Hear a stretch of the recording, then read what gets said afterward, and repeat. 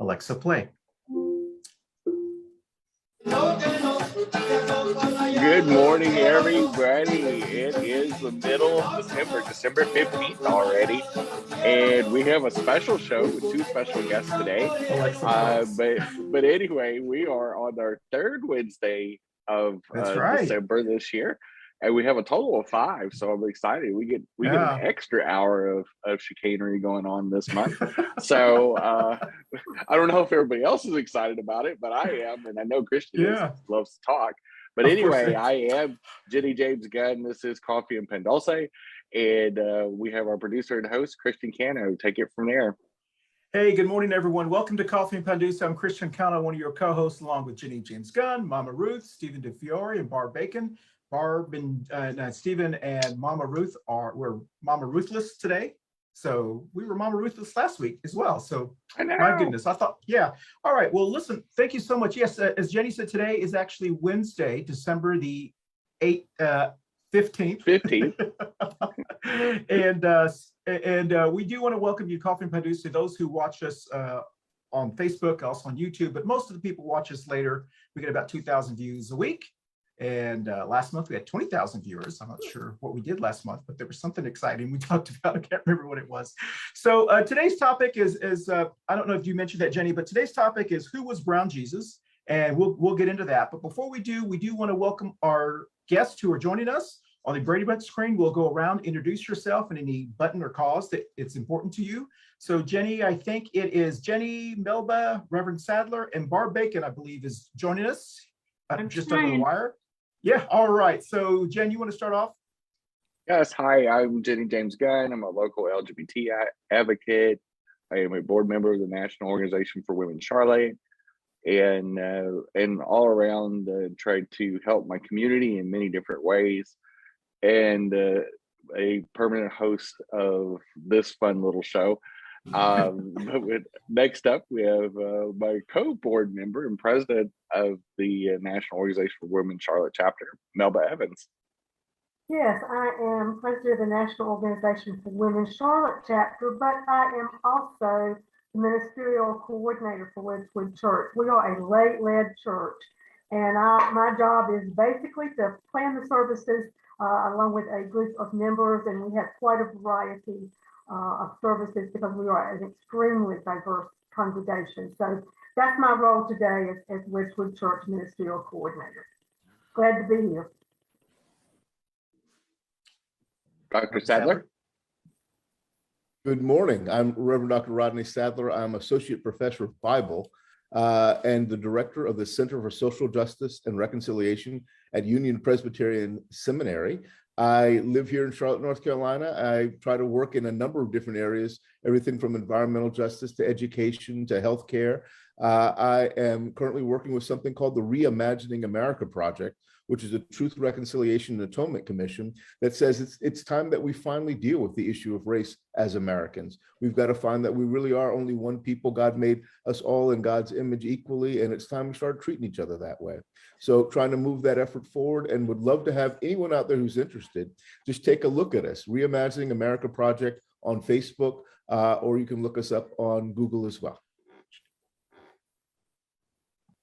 Hi, I'm Barb Bacon. I'm a social advocate, neighborhood advocate here in South Charlotte. I just had jury duty today, so oh my goodness,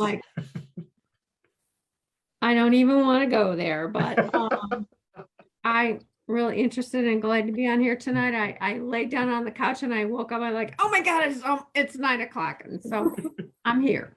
But no, Barbara, it's 10 o'clock Wednesday morning. And I'm late for jury duty, so I have right. bail money for me. So that's right. So full disclosure, we're actually taping this show the night before, so we could get more people on. Okay, I'm fine. And, yeah. All right. So just in case people are wondering why that clock says 9:07 in the background, it's because it's actually the night before. All right. As we always do in Coffee and Pan Dulce, let's salute to our neighbors. If you're whatever you're drinking, normally we'd be drinking coffee, or whatever you're drinking, Rafael Pireto would be drinking vodka, if that was the case. And also, we do want to thank our Pan Dulce sponsor and supplier, Manolo's Bakery. Manolo's Bakery in Central Avenue here in Charlotte, North Carolina. There is Barb, I've got your pig. So there Yay. it is. It's in there. My last name's And- Bacon, that's why. Yeah, everyone's wondering why is he calling her a pig? No, that's not what I'm calling you calling pig. her. That's right. And also, don't forget your tamale orders for the holidays. You may be too late, but you call Manolo's Bakery. Please visit our Black and Brown small businesses or any small business during this global pandemic, and please support small businesses. So with that said, we're going to do it very, very quickly because we do value your time, and we want to jump to the topic, who was Brown Jesus? I'm Christian Cano. My buttons are healthcare, Medicare for all, healthcare for all, Moms Demand Action, Gun Sense Legislation, and in my heart, Black Lives Matter. Joe Oldham, who was a guest of ours frequently, passed away in January and really educated us on that topic. So with that said, the three topics. Mark Meadows, former North Carolina congressman, I believe is going to be in contempt of Congress tonight. I think they're going to be voting on that. I don't know if anybody wants to comment on that. There is a candle factory in Kentucky that was just really destroyed during the tornadoes that occurred last couple days ago. And some of the members of the candle factory said that they weren't allowed to leave, that the management of the company said, or some of their managers, if you leave, you're going to be fired. And so that's kind of, they're looking into that. And then one of the thousands and millions of Trump's lawsuits was dismissed by the federal courts just, I think, 2 hours ago. He's trying to stop his taxes from being, or his records or something being released, and they threw it out. I don't know if he's won a lawsuit. So anyway, does anybody want to comment on any of those in 30 seconds or less? I'll go first. That's fine. All right, go ahead. On the Trump deal, he's got so many legal issues. But that's why he's got to do his barnstorming tours. It's a legal defense fund, is what it really is. He won't even have to worry about 2024 anyway. On to Mark Meadows, he definitely needs to be in contempt of court. Integrity matters, and we have to have full accountability for January 6th and the terrorism that was inflicted onto our capital. It should never be tolerated. I mean, peaceful exchange of office is a hallmark and a very American thing, so we should never let that be interrupted. The tornado disaster that happened this week, first and foremost, well wishes and thoughts and healing thoughts should go out to all those families in Kentucky and in Illinois and all the other places that were very hard hit. If that is true, that an employer in the candle factory or Amazon, also that they said Amazon has a known phone policy and people were unable to warn many of the Amazon employees that died. If all this is true, some people are probably going to go to jail because that is manslaughter. If they knowingly committed actions as an employer and they led to people's deaths, there could be criminal charges. And that is another examination that we need to look at these corporations and have some accountability and quite frankly, that's brutal. I hope it's not true. I hope it's just internet gobbledygook, and I hope that did not happen. But if it did, I don't want to be those managers. That's terrible. Anybody else want to remark on that? Thank you, Jenny, for keeping that under 30 seconds. Reverend Sadler? Yeah, I just wanted to say thank you. Thank you for this. And I want to concur with Jenny on so much of this. But that Mark Meadows piece is very significant. If we have a former member of Congress that is finally, I think he will be the first, if not one of few, that have ever been held in contempt of Congress. This should be an occasion for bipartisan support.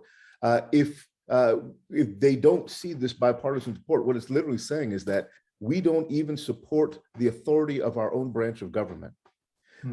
If we can see people standing up against a congressional subpoena and refusing to participate in a congressional investigation, it really does say that there's something seriously wrong with our legislative branch of government. Excellent. Yeah. Anyone else? Barb? Actually, we have an adopted sister in our family that was a victim of the Kentucky tornadoes.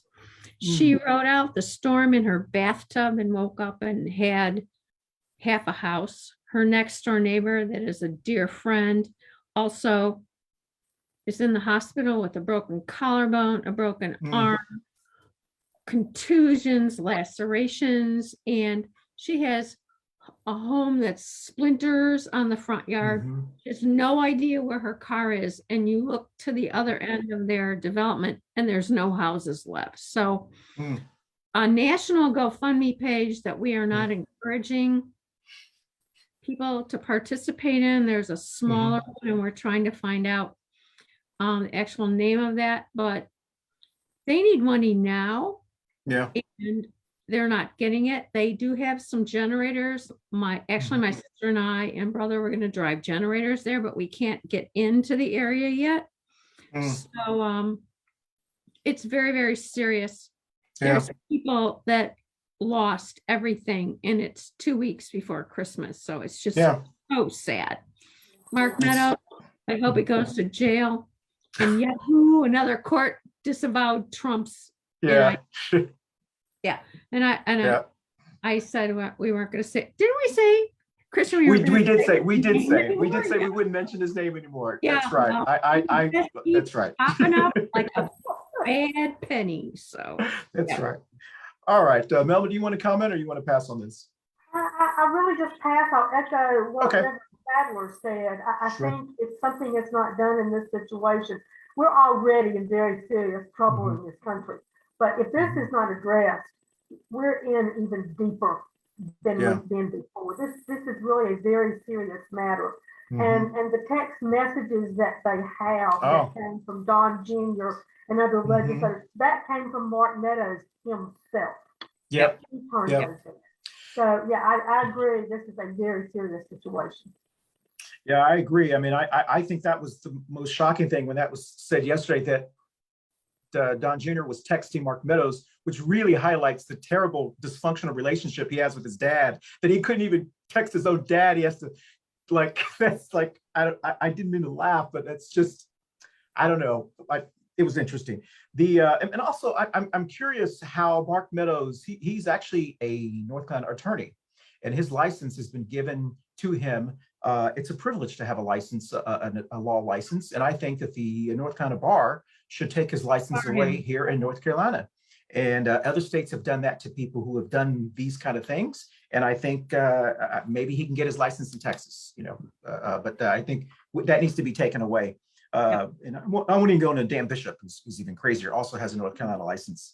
And then the Kendall factory, if that's true, that's really, I'm glad the state is looking into it. They issued a statement today. They're going to look into those kind of claims. And then the Trump lawsuit, I don't think he's actually won a lawsuit. So, I think we all know he just files these just to drag things on and to tie up the courts. I wish they'd start fining him, for what he's causing. So, it'd be good. Money back. Yeah, that's right.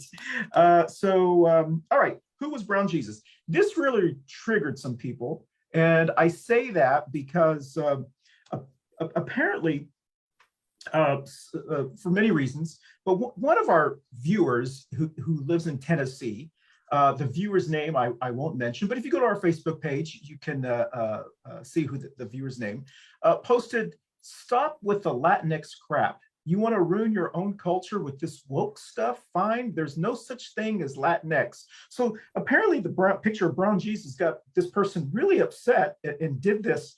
And so I just wanted to explain why we use Latinx. You can use Hispanic, we use Latinx because many people are using the term Latinx because it's a gender neutral term.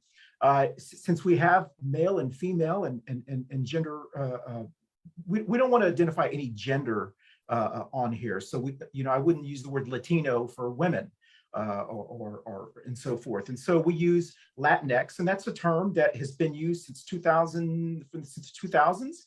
There are some people who don't like to use that. They use Hispanic. Hispanic means different. It's people who speak Spanish from Spain, origins, but there are people from Latin America that speak Portuguese. And so that's why we use the term Latinx and all kinds of languages. So it's a term that's being used. It's usually used, I don't want to offend anyone, but I'm just going to say that we will go deeply into this after this show We're doing a two queers in a truck episode where we talk a little bit more freely. Jenny and I will talk about this, and then we will really share what we think about what this person said. In other words, we go off the rails. So right. this was the nice this one. Is our polite. This is our we polite. actually behave ourselves, especially when we have esteemed guests like Dr. Sadler, yes, exactly. Sadler and Melba. We want to be respectful. Barb, not so much. She's used to Thunderdome. It's no big deal. She's just the adult in the room. But when we have other adults in the room, we do our best behavior. We try to. Exactly. So, with that said, I just want to say that I'm very proud of our Latino community, our Hispanic community, our Latina community, Chicano, Tejano, whatever term you use. I'm very proud of our community for using this term. And I'm very proud that our community is actually driven by the best and the brightest. We don't actually let the dumb people run our community. So that's why we use Latinx. So, all right. With that said, that reminded me of a promo we did for wearing masks. And Dr. Gina said, wearing the mask is an IQ test. Do you remember? Anyway. Yes. All right. Yes. Yeah, okay. I love Dr. Gina. Who was brown Jesus? I want to jump in here and say, Jenny, you can go off the rails. I'm used to it with you. Jenny is also on the board of the National Organization of Women too. So I get to experience Jenny on a regular basis. So we want to be respectful to y'all. All right. So with that said, who was brown Jesus? Reverend Sadler, great to have you on as a scholarly individual. You have the word Reverend, Doctor, all of your accomplishments. I'm really impressed by people who actually who actually are. I'll save this until I'm going to hear what you say first. But tell us, what did Jesus look like? That's kind of what we wanted to talk about. What did Jesus look like? And tell us what you know or what you think, and then Melba will let you jump in here. Thank you. I appreciate the invitation. Let me just start off by saying thank you, Christian, for the invitation. It's one of the first times I've ever seen you without a cowboy hat. So I just want to and I hear that I've got Melba and Jenny, who are both members of the National Organization of Women. Is that true? Yes. So I'm on a program tomorrow night with Christian Nunez, who is the president. And so I'm excited that we'll be talking with Attorney Gita Kapoor about critical race theory and systemic racism in America. So invite you all to listen to that as well. Actually, I think that's later on tonight, Wednesday. So yes. So invite you to look at that. So Jesus, who is Jesus? Jesus is a Jewish man who comes from the region of Hagalil, the Galilee, in the northern portion of the land that we think about as what was Israel, Palestine this day. Jesus is from this portion of the land, which is the furthest northeastern portion of the African continent. And for some reason, we don't like to talk about this as Africa. We call this the Middle East. But I don't remember when I was in fourth grade and we went through the continents, I don't remember Asia, Africa, Australia, North America, South America. I don't remember Europe. I don't remember the Middle East as a continent. But somehow or another, it becomes a continent when we talk about the Middle East. But if you know anything about the region, you'll realize that Israel sits on what is called the African continental plate. It sits right across a valley from what we call Jordan today, which is on the Arabo-Nubian continental plate. These are the two major continental plates that make up the land of Africa. And if you actually trace the Jordan Valley all the way down, it goes through the Red Sea, and then we call it the Great Rift Valley when it comes into around Ethiopia and down and ends at Lake Tanganyika further down in Africa. So the first thing I'd say is that Jesus is an African. And that's the first thing I need to say. Not all Africans are Black, not all Africans are brown. Africans come in a variety of different hues. But if we start off with the basic premise that Jesus is a North African man, it sort of helps us to begin to contextualize Jesus in a very different way. They did a gentleman named Dr. Richard Leake did an analysis of what Jesus might have looked like a few years ago. He's a forensic anthropologist, and he took some skeletons gathered from around the city of Jerusalem from this period, and he began to put them together and began to try to figure out what Jesus would have looked like based upon his comparison with other people. Remember when he was taken in the Garden of Gethsemane, the people came up to him and they needed someone to identify him, i.e., he looked like everybody else.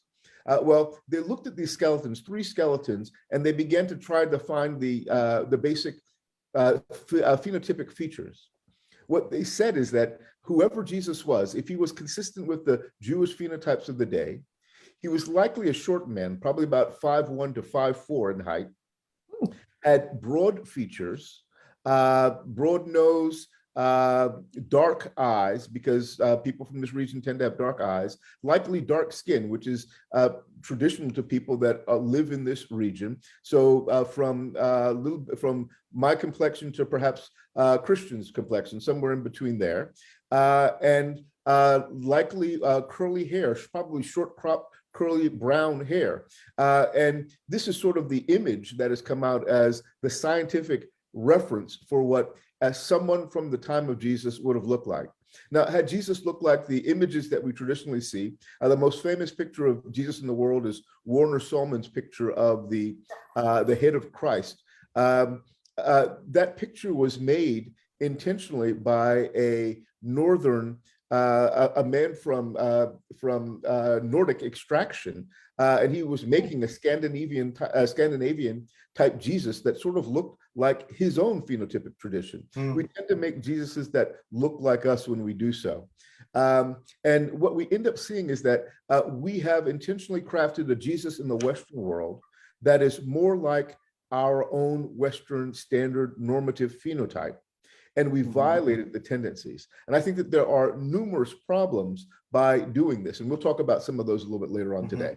Numerous problems that occur because of this. Excellent. Melba, you want to jump in? You want to add anything before we start asking our questions? No, not really add anything. Totally where I would have been coming from too with what Dr. Sadler said about the heritage of Jesus and who he was. Totally. You know, this I'll tell you, I know Jenny has some questions and Barbara may have some questions, but this is the reason this is so important to me personally. You know, I'm a Lutheran now, which is yeah, but we're both Catholic. Yes, right? That's right. That's right. And so, you know, I'm Lutheran, which is Catholic light because I grew up Catholic. And about 2005, my former pastor, Pastor Nancy Kraft, who I love to death, is now in Maryland, I believe, a church to be closer to her grandkids. I told her, she's the first person I ever told, I told her that I did not believe in God.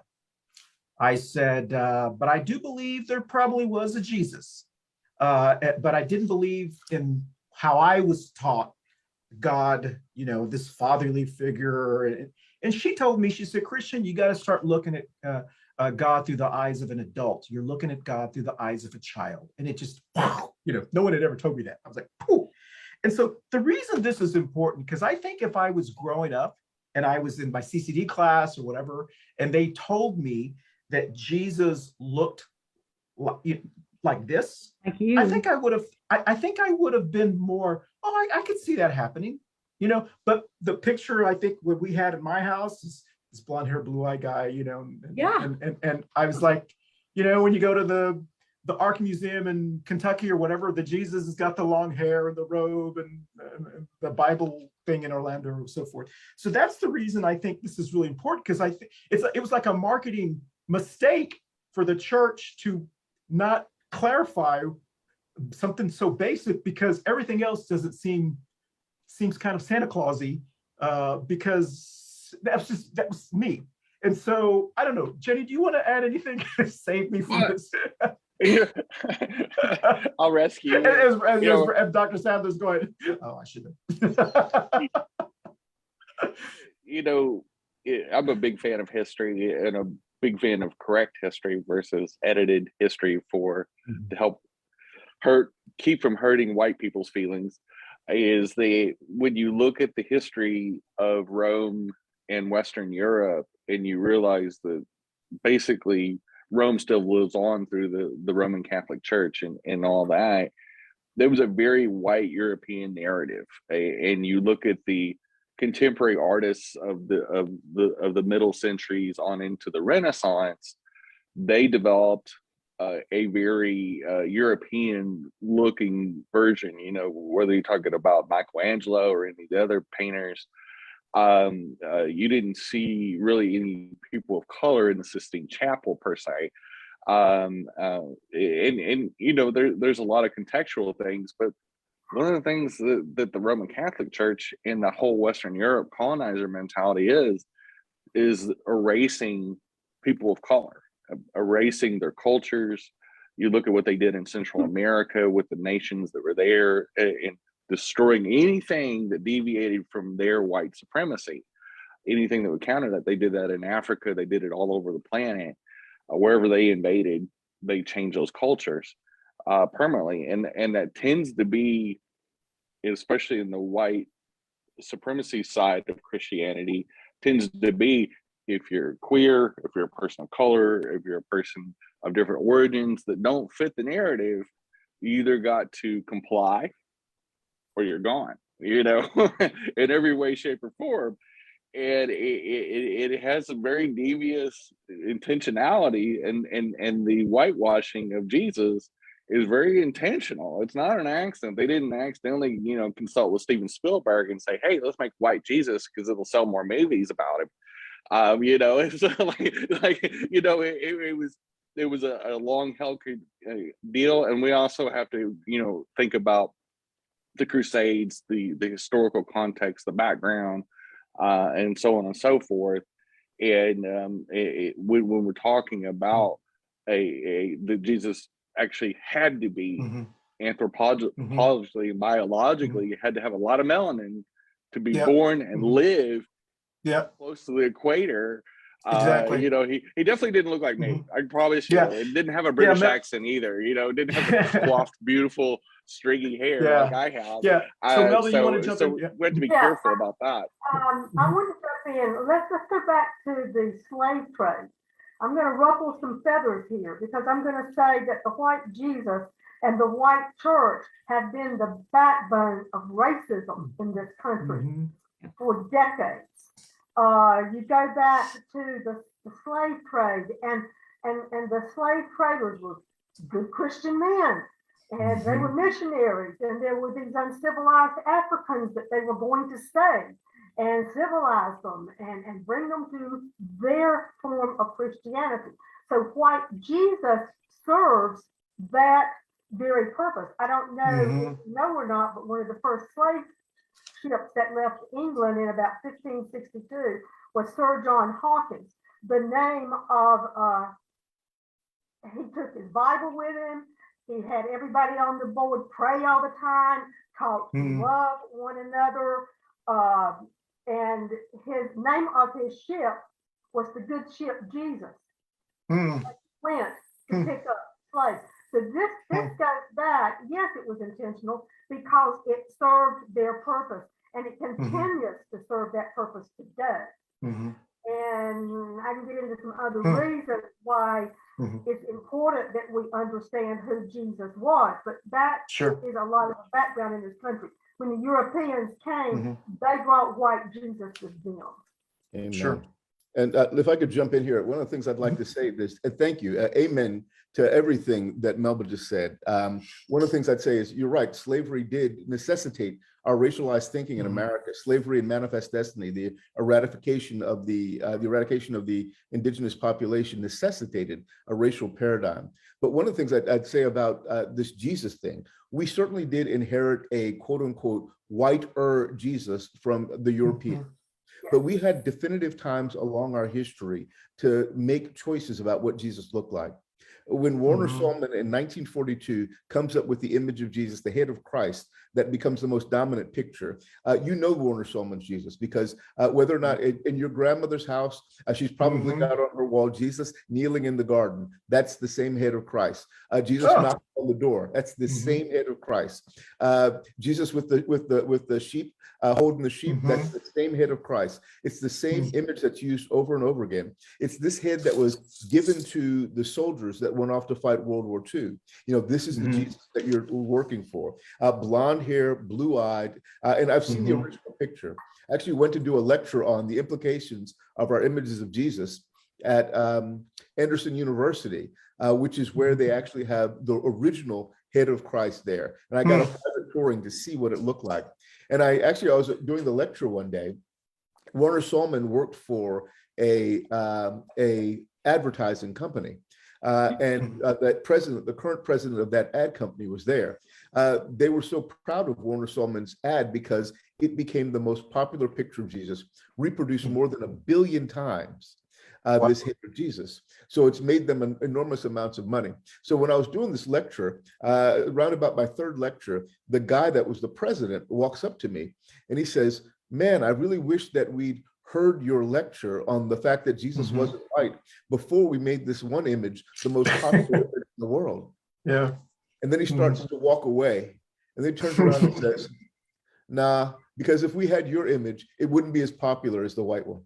Yes, right. And it really does go to demonstrate we chose to have a white Jesus.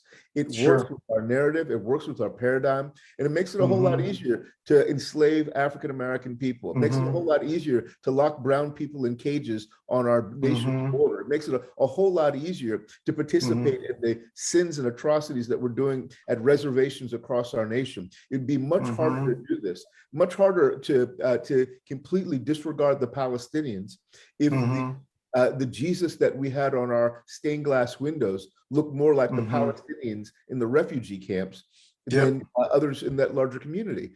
We have to recognize that there is strategic, political, and economic advantage that comes about because of this picture. Hey, Barb, you wanted to add something? No, I can say Georgetown University was saved by slavery.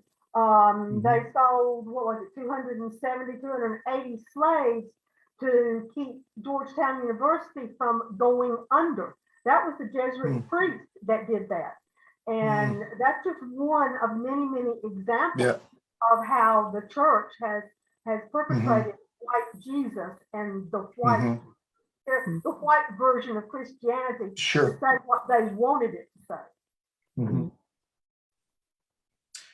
I can tell you that I was working for an Italian pharmaceutical company, and I was in Rome, and they had a couple of new doctors, and we were invited to their homes for dinner, and cute little kids running around, so I got dragged around and got to see their stuff. But in their bedrooms, they had religious pictures, and Jesus wasn't white.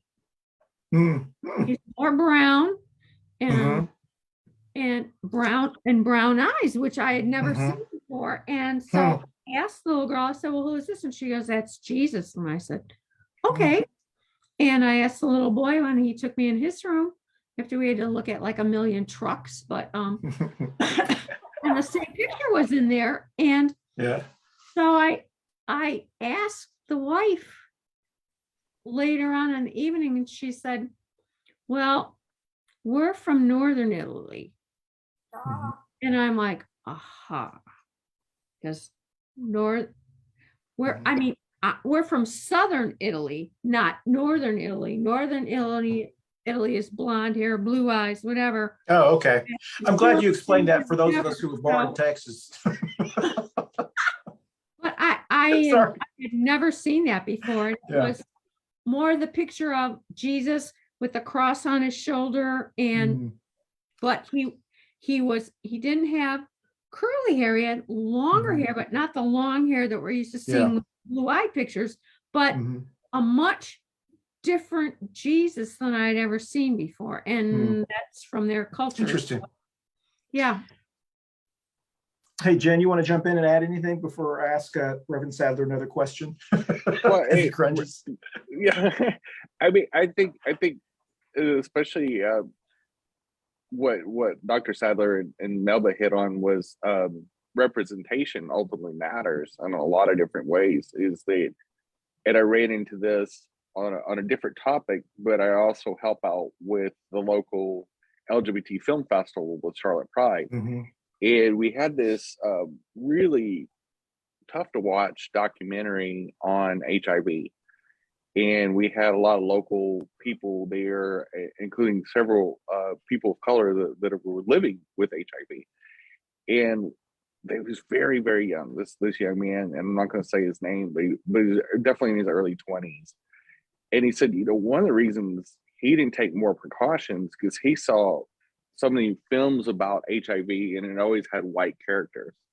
His assumption was, as a young man, is that it wasn't a black people's disease. It was a white man's disease. Yep. He took unnecessary risks because of those misguided ideas, which he was young, and we're all young ones. And I definitely wouldn't want to be convicted on the stuff I did before camera phone. But anyway, and this young man is now living with HIV. And it hit me really hard because when I thought about it, I thought about all the films that I've seen throughout the decades and all the films that I currently screen. I'm like, oh, he's right. He's right. Like, it hit me like a ton of bricks. Yeah. It hurt. And it was shameful. And it really, to see this kid, and I call him a kid, he was a young man, but I saw my son in his eyes. I saw him because he was about the same age as my middle child. And I go, gosh, if he's in that generation is that misguided, how many other kids that are my son's age could be misguided on this subject? And it hit me as a parent. It hit me as a neighbor.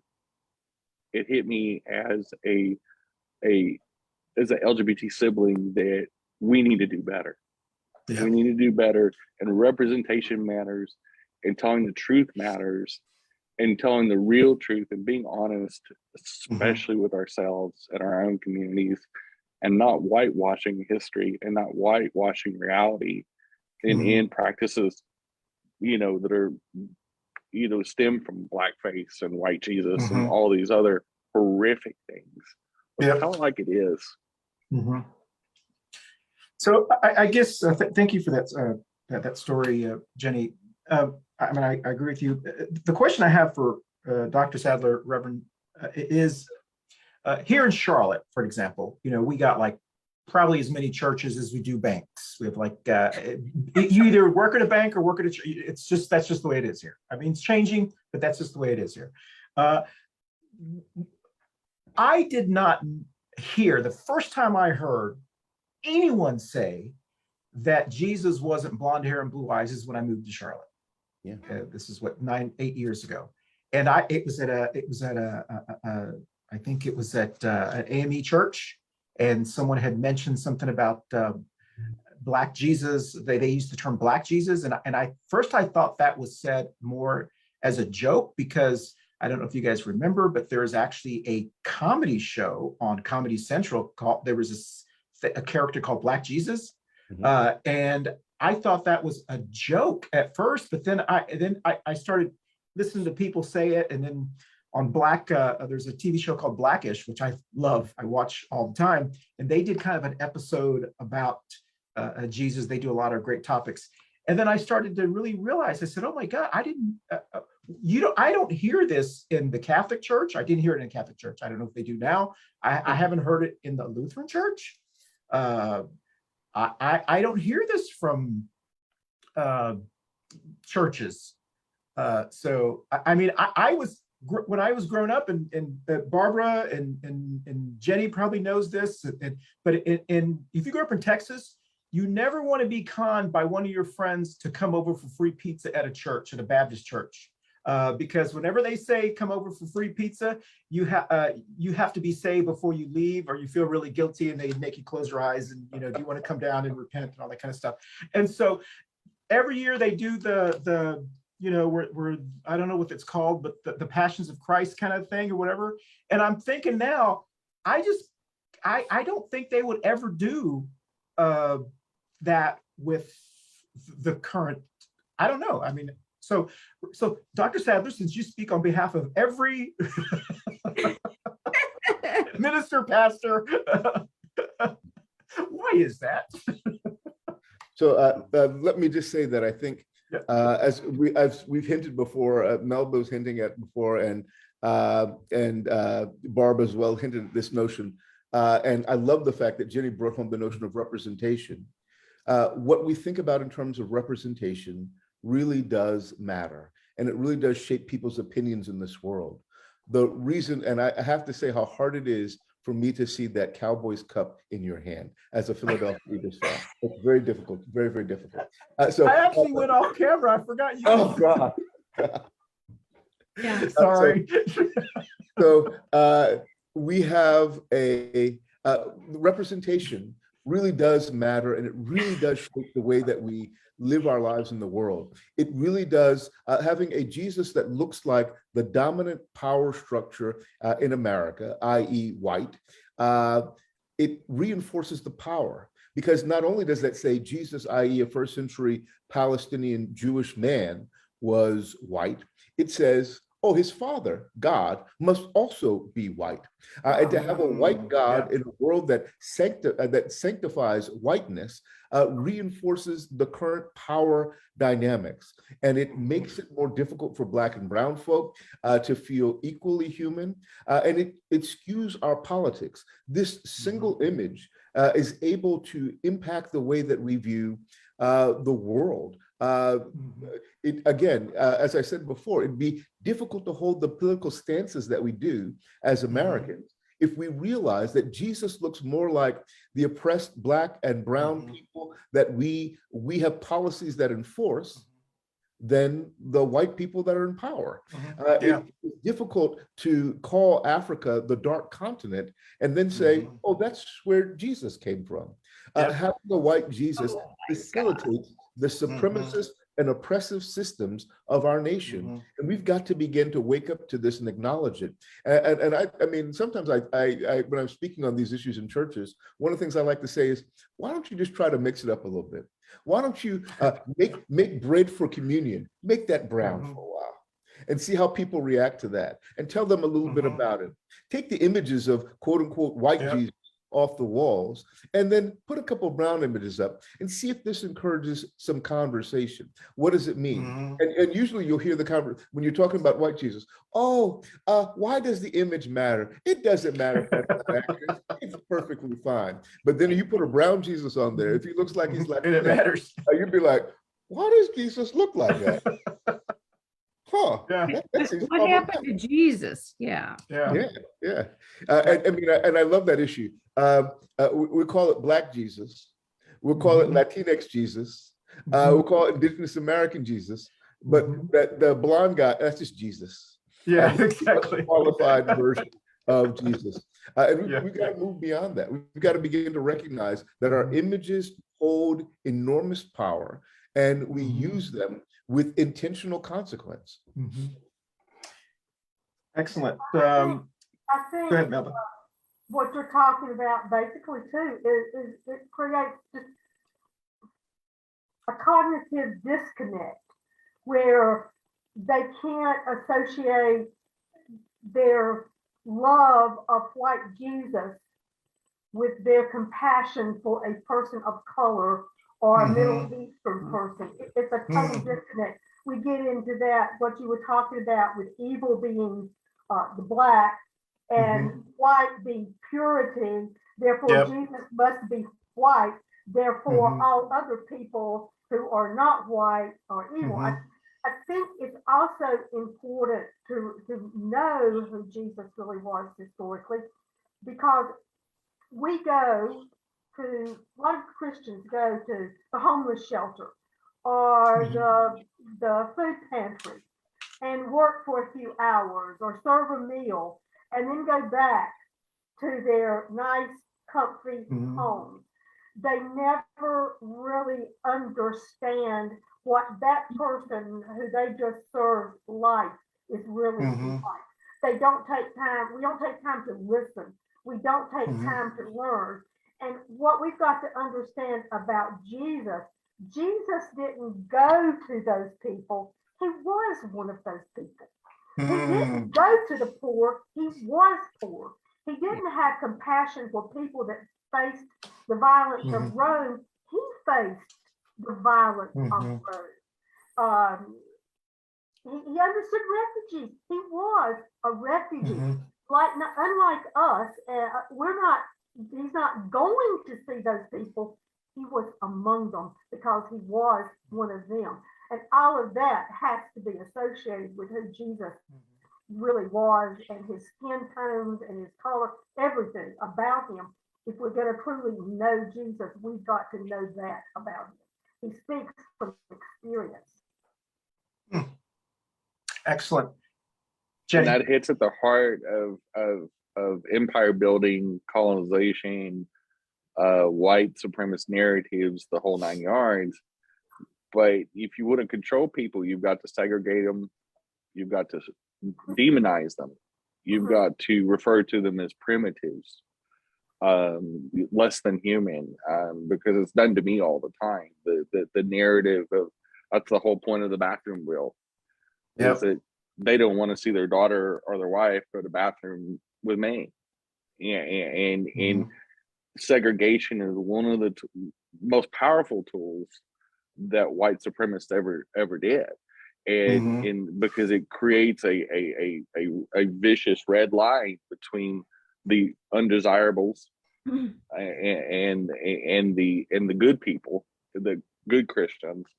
And that is something that we see it now in Palestine. We see on one side of the wall a brutal life in a less than human existence. It makes it easier for us to bomb Afghanistan and Iraq and all these places, is that we can kill 1.3 million people of color for profit and for gold, glory, and God. But if we knew the reality, if those people that we bombed looked more like God, glory, and gold than we want to admit, how differently would they treat us? And I use this point all the time. One of the reasons I go into a lot of conservative spaces like Young Republican meetings and places like that is that I'm not an esoteric theory to them. I'm a real person. That trans people really exist. That we're not just some kind of wild Bigfoot or chupacabra. Is that we actually live among you, whether you realize it or want to identify it or not.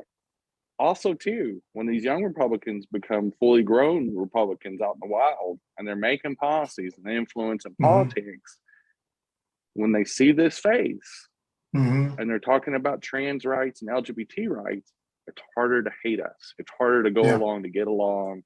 It's harder to pass bathroom bills and hurt trans kids if they identify with me instead of not identifying with me at all. And it's the same way we saw with the baby boomers that lived in the segregated South. Like my mom did not see a person of color till she was 10 years old. Barbara, remember and so those are all tough discussions. Yeah. And my family didn't see any until they were in their 40s.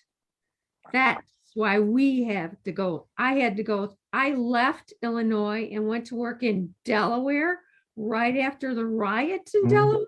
I was shocked. I really was shocked. I had no idea. So it's just such different cultures and different times for people. And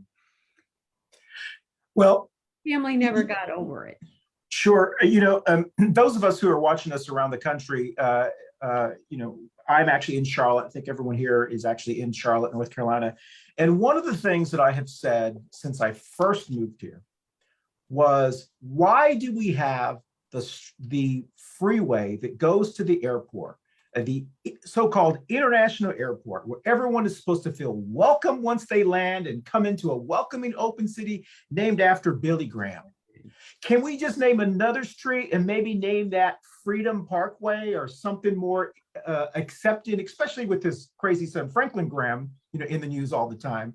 Oh, I can't wait till a city council member or mayor runs and says, the first thing I'm going to do is get that darn street changed. I'm really surprised that college teams and so forth haven't boycotted playing in Charlotte, because they need to change the name of that street. To me, Billy Graham is not an inclusive, especially with Franklin in the realm right now, is not an inclusive ministry. So I just have to throw that out there, because when Reverend Sadler was talking, for some reason that popped in my head, and I just wanted to say that. So, but anyway, But go back on because we only have about. You have to remember one thing, Christian. Charlotte is if we live in the Bible Belt, Charlotte is the buckle of the Bible Belt. This is where the PTL club that this grew up. This is where so many famous gospel singers come from. This is a very significantly Christian zone.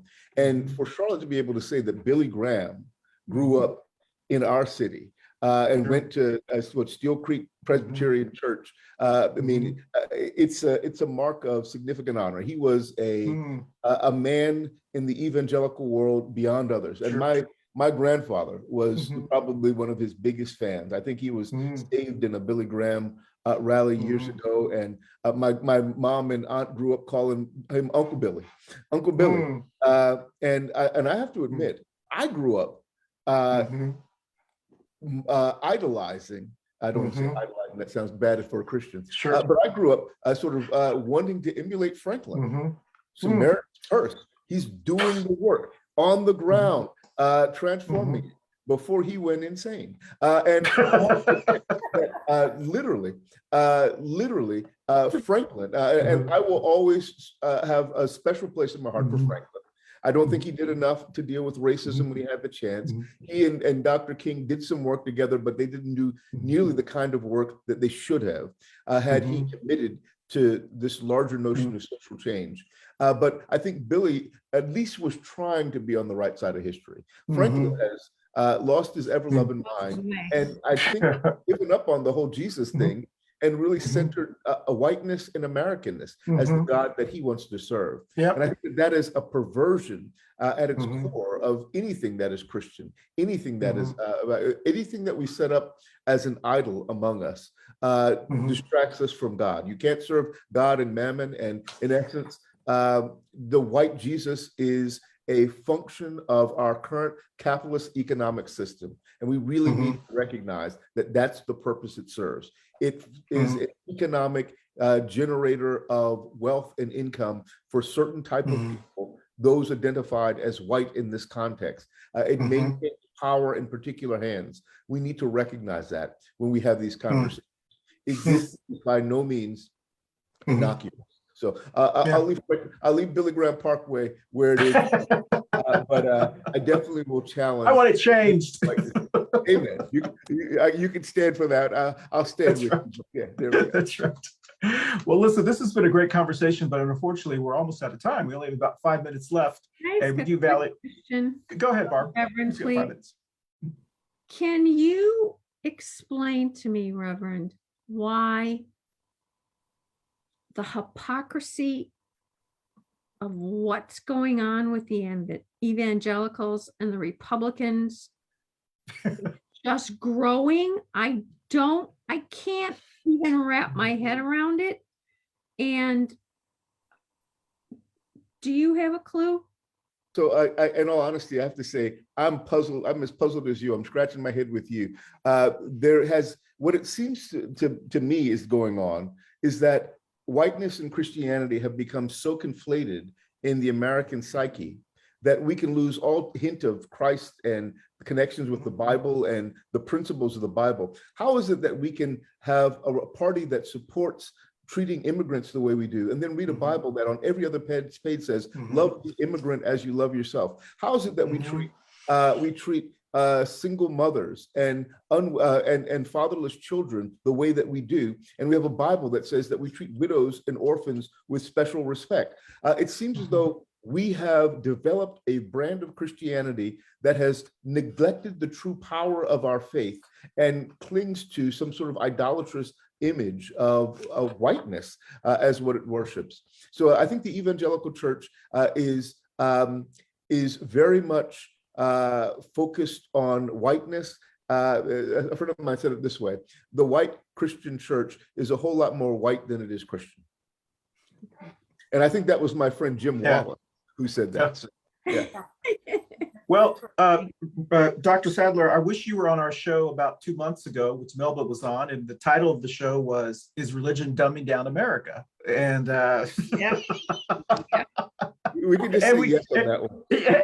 And we threw out some numbers about now less than half of Americans actually say they go to church. And I think they've done a terrible job marketing religion. Some churches have, but we've got a lot of really good churches. Wedgwood's one of the great churches. Wedgwood is very unique. We have members that come from all religious backgrounds, because our belief is that the details of what we believe don't have to matter so much, that we as human beings can come together for 1 hour on Sunday morning and work for the common good, to work for social justice, to work for what's right, whether you're following Jesus or Muhammad or Gandhi or whoever you're following, that we can come together for what, from my perspective, for what Jesus taught, which is pretty much the same as what other religious leaders have taught. So we're quite unique, and we are very diverse. And one of the great things about Wedgwood, which was not great about the Catholic church that I used to go to growing up, is they have a 10:30 service, and the Catholic church I went to had a noon service, and we never got out in time. Actually, we got up 5 minutes before the Cowboy game, and we would all go like this to the priest. Yes, we'd all go like this to the priest, and we tell him to speed it up, and I think he slowed down on purpose. So that was, Reverend Sadler, I forgot you were an Eagles fan. As we say in Charlotte, North Carolina, bless your heart. So we're going to wrap up the show. You know, my brother. Good. Yes, we're going to. I was so glad Arizona lost last night. So we have to hang in there, Reverend. I'm a Bears fan, and they're we got a Bears here too. So you know, and Jenny likes hang in there for better quarterbacks in a new season. Here we go. Hey, Andy Dalton's pretty good. He's a TCU guy. Hey. All right, so with that said, we're going to go around the Brady Bunch screen. And please let us know where you're going to be over the next week. If there are any special events that you want to let us know about. I'm trying to look at the Brady Bunch screen, and I don't have it up with me. So let's just go Jenny, Melba, Reverend Dr. Sadler, and Barbara. And thank you so much. And then we'll wrap up the show. Thanks, everybody, for coming on. I'm not going real far. We have a special episode of Two Queers in a Truck coming on right after this, so stay tuned. I'm sure we're going to be introducing some people to some concepts, but anyway, I have a few little holiday things that I'm going to over the next week, including a special event with Christian, Andrew, and a friend for Thorgy, and a nationally known drag queen that is going to be performing with us with the Charlotte Symphony. So I'm kind of excited about that. And we're also going to make tamales too. They may even make a guest appearance on the show. Who knows? Who knows what will happen next week? Not my recipe, but I believe she's making vegan. She's making vegan. I'm making chicken and brisket. Yes. It'll be very much to my values, but it will be real legit Tex-Mex tamales. So it's going to be super fun. Yes. Whoever wants to go next. Melba. Well, I'll be at Wedgwood this weekend. As I was talking about, we're very diverse. The first Sunday we had was Advent. We just put it all into one Sunday and talked about hope and peace and all of that, the meaning of Advent. Then we had, my mind's blank on his name, a former cantor at Temple Bethel, come and speak to us about Hanukkah. So we had a Hanukkah celebration. And then last Sunday, we had our annual Readers Theater, which was the gift of the Magi. And that was another whole discussion about who the Magi are and so forth that we kind of got into then, and a discussion of what is the greatest gift of all. And then this coming Sunday, come and join us because we're having open mic. And everybody that comes has the opportunity to share a memory, a story, a belief, a poem, a song, whatever you would like to share in the holiday spirit. And then the last Sunday of the month, come and join us because we're doing Kwanzaa. Wow. That's absolutely wonderful. It sounds like I need to come hang out with you at Wedgwood. Me too, So let's see. The next thing on my docket is, I guess, later on today, Wednesday night at 7 p.m., I will be on a program with attorney Gita Kapoor, the author of To Drink from the Well, which really discusses the African-American history at UNC Chapel Hill and uses that as an analogy to talk about systemic racism in America. We'll be talking with Christian Nunez, the president of NOW, about critical race theory and systemic racism in America. Would love to have you all join us for that conversation. And you can find that on, I think, my Facebook page. That should be announced there. And I'm always there at the school doing the work of the school. The one thing I want to say before we leave, though, is please don't give up on Jesus. You see what people have done to Jesus, but that's not Jesus. Because Jesus's followers fail, don't give up on Jesus. And one other thing I'd want to say is that if you look around, I often wonder if Jesus is with us and we just haven't seen him.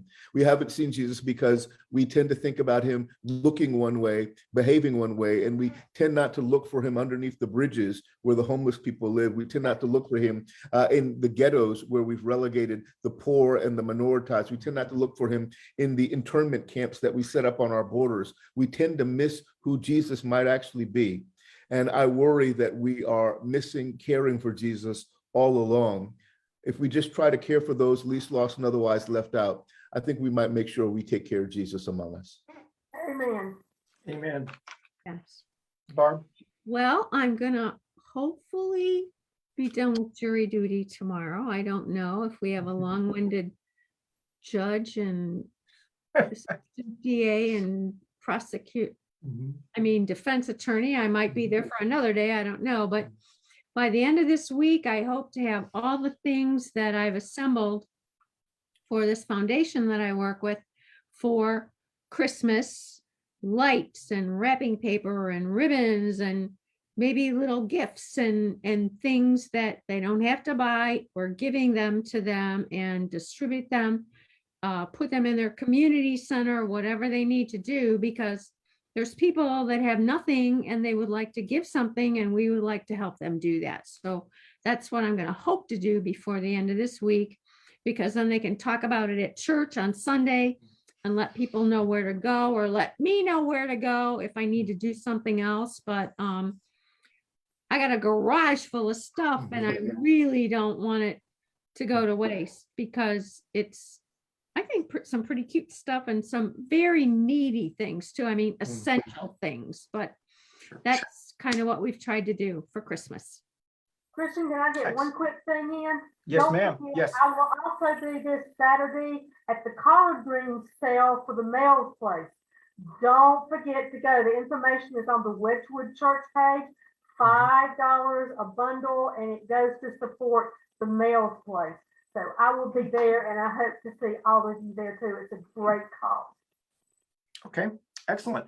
Well, I will be, I think we're doing something here, but I'm really looking forward to our night out with my great friend, Jenny-Jaymes Gunn, and her guest. We're going to the Charlotte Symphony to watch Thorgy, I believe is the person's name. So I have not been cultured, so that's his cultured. And I do know that there's no Cowboy game that day, so that's the great thing. And so with that said, we do want to thank you so much for joining us. If you're on this, please stay on so we can do a brief promo after on Zoom. And we thank you so much for your time. One of the reasons, another reason we wanted to do this show was because if you are a person of Christian faith, as I happen to be in my way, we believe that he will be born in, I think it's 11 days. And so, you know, we probably should have done it next week, but next week is our Festivus show. So next week, Festivus for the rest of us. Bring your list of grievances. Is that right, Jenny? So next week is our Festivus show. I got a whole lot to talk about. That's right. You're probably not going to want to hear it, but yes, that is my absolute favorite show, other than the constant show that we do every year. And yes, I do have a list of grievances. And you were on the list, Christian. Is Mama Ruth going to be on? I hope so. We'll see. After jury duty, I might have a bigger list of grievances. That's right. And then also, I'm really trying to figure out how I was in Texas. I think I showed that with you guys. I was in Texas over Thanksgiving, and one of my aunts told me that in our family, our tradition is you don't put the baby Jesus in your nativity scene until Christmas Day. And I had never heard of that before. And our nativity scene has Jesus and Mary together. So I'm trying to figure out how to, do I cover her? Do I cover him? Do I cut him out? I don't know. It's very, very complicated. Very, very First I never little heard of dishes. that either. So Yeah, neither have I. So, all right. With that said, It's thank not you the so much cat for. I don't know. Yeah, I don't know. I think she made it up. Thank you for joining us in Coffee Pan Dulce. And if you are interested, stay on afterwards, after this show, about 30 minutes, Two Queers in a Truck, where Jenny and I talk, let our hair down and talk more freely. So, all right. Okay. With that said, thank you so much, y'all. We'll see you next time on Coffee Pan Dulce. Bye. Alexa, play music. Let's see if this works. We spare no expense for. Here's iHeartRadio. Oh, all right. Anyway, that's it. Thank you. Bye.